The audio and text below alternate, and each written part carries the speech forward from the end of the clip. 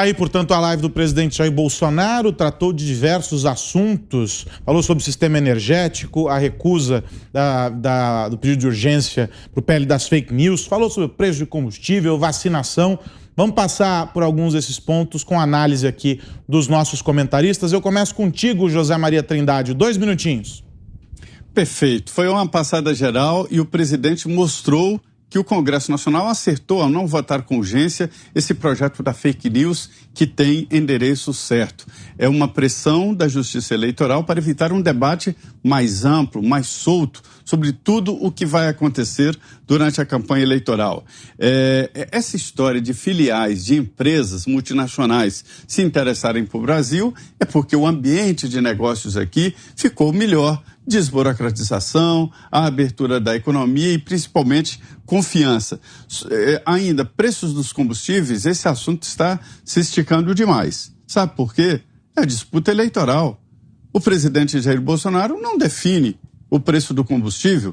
Imagine que o governo está tendo dificuldade até para nomear presidente da Petrobras, quanto mais preço dos combustíveis. Sobre a produção de energia continua sendo uma questão estratégica e as baterias é que dão mobilidade à energia. Portanto, está certo o presidente ao definir aí prioridade para a fabricação de baterias de alta performance no Brasil.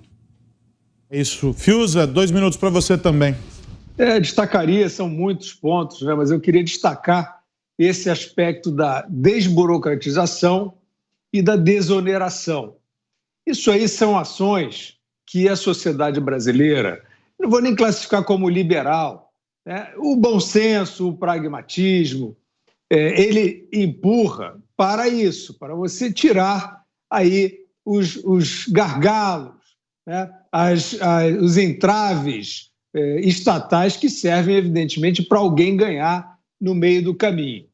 Então, a gente tem acompanhado isso. E vinha essa política econômica do ministro Paulo Guedes. O próprio presidente Bolsonaro já comentou mais de uma vez que não era a linha que ele seguia uma linha mais estatizante, nacionalista, e ele passou a seguir isso. Muitos viam como uma coisa talvez volúvel, inconsistente. Pois bem, nós aqui, observando friamente os fatos sempre, constatamos que essas pautas são levadas a cabo na agenda desse governo, permanentemente. E agora estava aí o presidente do Inmetro anunciando que cerca de 60% de normas, né, no setor empresarial, as normas requisitadas no setor empresarial, normas técnicas, né, que estão sob os cuidados do Inmetro, foram reduzidas em 60%. Isso é uma enormidade, isso é um grande avanço na linha da lei de liberdade econômica.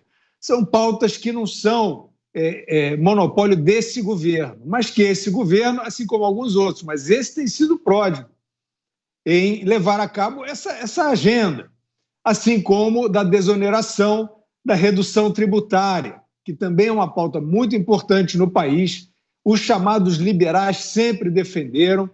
Esse governo foi e atuou na reforma da Previdência, e aí está, o presidente comentou a questão desse partido PROS, que foi ao Supremo para tentar impedir a redução em 25% do IPI para vários produtos, que é uma decisão importante dessa chamada agenda liberal. O partido retirou a decisão.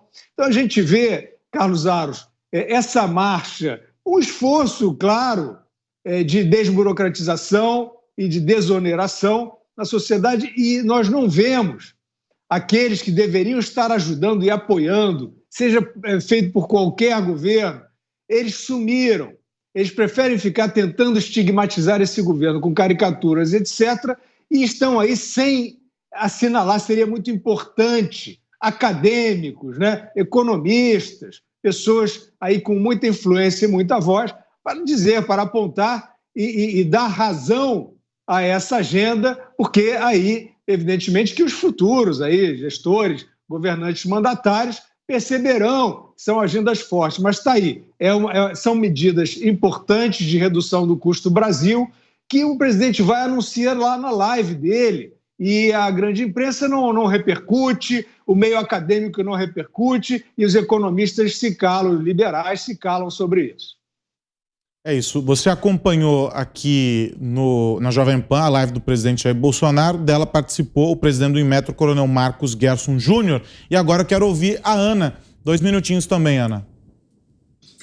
Então, Aros, esse ponto que o Fiuza traz, eu acho que é muito importante. A agenda, as políticas, e não apenas os sentimentos, como as pessoas se sentem em relação à retórica de redes sociais ou discursos do presidente, ou o presidente ter uma conexão orgânica com o seu eleitorado, de subir numa moto e de tomar um café, entrar num bar e tomar um café sem grandes avisos e grandes pompas. Eu acho que isso incomoda muito, né?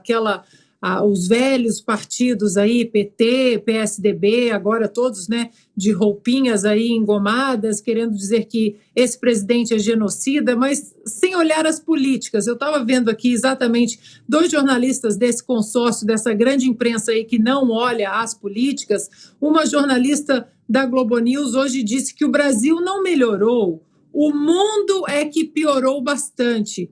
E um outro jornalista da Folha de São Paulo escreveu um artigo dizendo que despiora no emprego pode ter ajudado Bolsonaro. Ou seja, eles não conseguem nem falar que a agenda positiva, a agenda liberal dessa administração está trazendo, sim, caminhos de progresso para o Brasil. Agora, dentro dessa agenda toda, o presidente traz um ponto importantíssimo que eu acho que é o que estará nas cédulas, né, na eleição de outubro agora, a palavra liberdade. Eu acho que não é sobre esquerda-direita, e como o presidente Reagan disse, eu comentei mais cedo aqui, é sobre o que te empurra para cima ou para baixo. E nós sabemos muito bem que dentro desse contexto, qual candidato prega a liberdade, né? Aí você não subestimar o poder de decisão, a responsabilidade do cidadão de decidir com a sua liberdade os caminhos da sua vida, e o candidato que prega exatamente a censura e um Estado cada vez maior, mais onipotente, mais onipresente na vida de todos nós. E para fechar essa rodada de análise aqui sobre a live, Augusto. Bom, eu acho que essa live também deixou claro que quem deve temer um confronto num debate aí presidencial é o Lula. O Jair Bolsonaro está preparado para apresentar dados aí mostrando o que melhorou, e ele vai poder chamar o Lula de ladrão sem que o moderador considere isso uma infração aí às regras do debate. Eu queria destacar só o seguinte: como a gente previu, era óbvio, o Bolsonaro está aproveitando aí, está passeando e atropelando o Lula, usando as declarações do próprio Lula. Então o Lula é, no momento, um dos principais cabos eleitorais do Bolsonaro.